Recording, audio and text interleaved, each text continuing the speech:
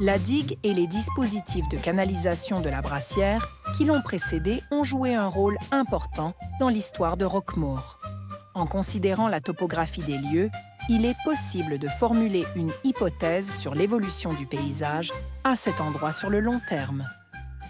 Le château a été bâti il y a près de 1000 ans, ou plus, sur une éminence rocheuse qui s'inscrit dans le prolongement de la colline Saint-Jean, laquelle barre le passage au Rhône et le réoriente vers la Provence.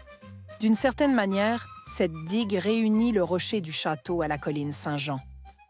Ne serait-elle pas en fait un artefact du XVIIIe siècle venu remplacer un élément naturel disparu? Cet élément naturel serait, bien entendu, un rocher qui aurait jadis réuni la colline Saint-Jean à la masse rocheuse de la forteresse royale. Il y aurait donc eu ici, peut-être, un continuum rocheux plutôt qu'une coupure, un hiatus. Les Roquemaurois auraient donc, par leur besogne, œuvré à disjoindre ces deux entités en exploitant le rocher, d'abord pour la construction du château. Le matériau le plus proche aurait alors été utilisé, puis pour la construction de la ville et de ses remparts, qui, au XIVe siècle, sont étendus aux faubourgs réaménagés pour s'y inscrire.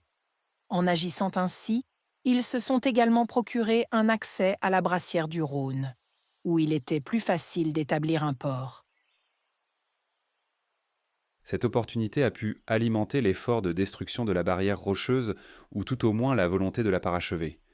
Quoi qu'il en soit, cette ouverture hypothétique a eu pour conséquence d'exposer la ville au Rhône sur un flanc où elle était protégée, le nord qui confère la plus dangereuse des expositions. Or, il est à noter que le petit âge glaciaire a des conséquences sur le régime des eaux du Rhône, dont les détails sont bien connus aujourd'hui. La péjoration climatique s'accompagne d'une dégradation fluviale. Le nombre des crues augmente dès le XIVe siècle et les crues dévastatrices deviennent plus régulières au XVIIe et XVIIIe siècle. C'est d'ailleurs au milieu du XVIIe siècle que le Rhône réoriente son lit majeur et s'aligne droit sur la ville, causant la stupeur parmi les habitants.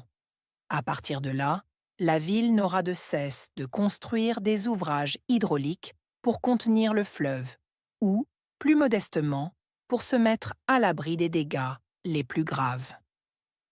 Si l'hypothèse retenue ici était corroborée par de futurs travaux, elle offrirait une étonnante accointance avec la situation écologique contemporaine. En intervenant sur son environnement, l'homme peut parfois générer des configurations qui se retournent contre lui. En 1990, Michel Serres écrivait le Contrat naturel pour expliquer au monde qu'il était temps de faire de la nature, des animaux, des fleuves, des sujets de droit, afin de les préserver pour nous préserver. De fortes oppositions s'étaient manifestées alors. Des personnes aussi éminentes que Robert Badinter faisaient partie des opposants. Quoi qu'il en soit de ce débat philosophique et juridique, il est évident qu'il nous faut redoubler de lucidité aujourd'hui lorsque nous modifions le monde qui nous entoure.